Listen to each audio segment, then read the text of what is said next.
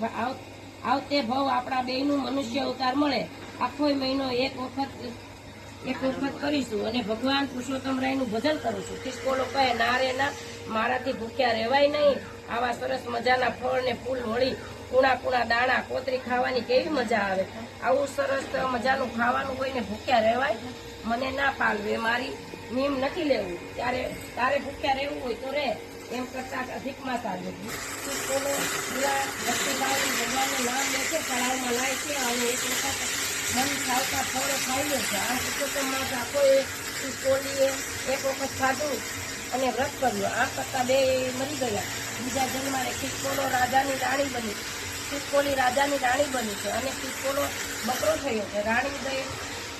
રાણીને ગયા જન્મે યાદ હતું એટલે બકરાએ ઉપર દયા આવી. પોતાની સાથે રાખેલો મહેલની બહાર એક ઝાડ નીચે તેને રાખે